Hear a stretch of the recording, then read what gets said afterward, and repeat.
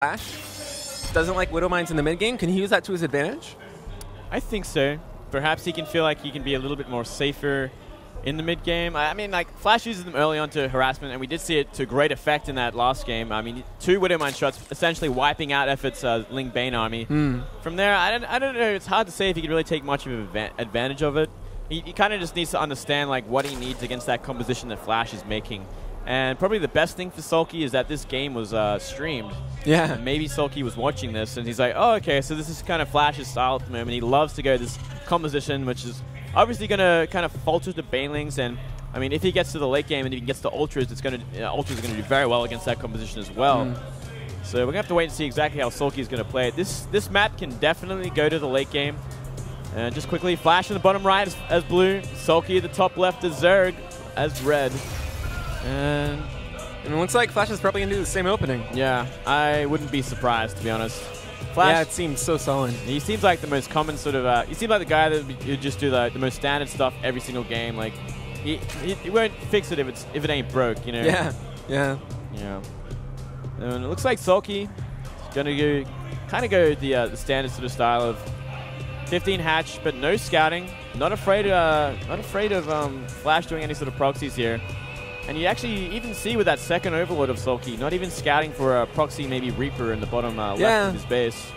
I think he has a pretty good idea of where Flash is comfortable right now, what its strengths are, and he's trying to play into that. So I'm really curious to see what he does in the mid game. And Extractor going off before Pool. Yep. So SoulKey essentially just playing insanely greedy at this point, going for the 16 gas, 15 pool. This is pretty much the greediest way you can play early on. Obviously, it's going to get you very, very fast Zergling speed, around maybe 540 to 6 minutes. So you're going to get it really quickly so you can shut down that Reaper harassment early, maybe even do some harassment at the natural of the Terran if you desire, if you want to make that many Zerglings. But it gives you that map control for a little while, and you can get that third base up pretty early on as well. But against Flash, who has been going from 1 Reaper into 4 Marines or so off a reactor barracks and then factory, he doesn't really seem to contest map control in the mid game. Do you think SoulKey might use this in an aggressive fashion, or does he just really want to secure the mid game for him and try and get his third base up safely? Yeah, he definitely could do. That's actually a really good point, because we only do see 1 Reaper come out, and then it's kind of a defensive Reaper from that point onwards after it's done some scouting. So he could be very aggressive with this. It's kind of interesting that you say that, and we do see. Still one drone. There we go. No more drones. So yeah, going for that very fast feeling.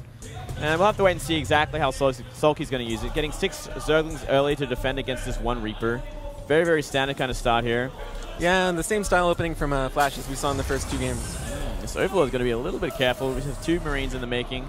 Hopefully that Overlord can get out in time. That'd be a bit of a silly mistake. Looks like it will. Should be able to. Just wants to check on the gas timing for Flash. Yeah, it looks like he's only going to see... He sees that there's only 1 gas for now, so it's going to help out a lot. And from there, I mean, we're going to go into that kind of standard mid-game where we're going to see Hellions, Reaper, and we're going to see Speedlings and an attempt at that third base. And usually you'll see the third base go up at around 6 minutes, which is a very, very standard sort of timing. See this Reaper going to come in again. Sees 2 Queens, immediately backs off. Yeah. And there's a starport. Oh, I think this is the build he did in the first game, isn't it? Yeah, it very much looks like it. I wonder if he's actually going to change it up at all, or is he actually going to do that drop again? Well, the first time he did it, I felt like he had a lot more potential to do damage. Just a little bit of miscontrol. The positioning was a little awkward in the mineral line. I feel like it was a really good opening against what Effort did, but I'm not sure how it would fare against SoulKey's more greedy opening. I feel like he's going to have a lot more potential to have units out in that stage. And Effort kind of seems like the kind of player that's definitely going to take a lot more risks early on and be a lot more greedy and can falter to these kind of timing attacks, where SoulKey is a lot more solid and a lot more used to these kind of styles. Yeah, he's a very safe player. He's almost like the Flash of Zerg. Yeah, essentially. And at the same time, I mean, he probably saw what happened in that game too, unless he was playing his match. I'm sure he could have actually just watched the stream and is like, oh, okay, so this is exactly what Flash is doing. And he scouts it, and he's like, oh, he's actually doing it again. Yeah, I don't think he's going to... He might see the medevac with the Overlord of the Natural, but he sees the 4 Hellions, he sees the Marine count is pretty much the same. Yeah. I think he can intuit that it's exactly the same opening, and even 7 Marines in the medevac.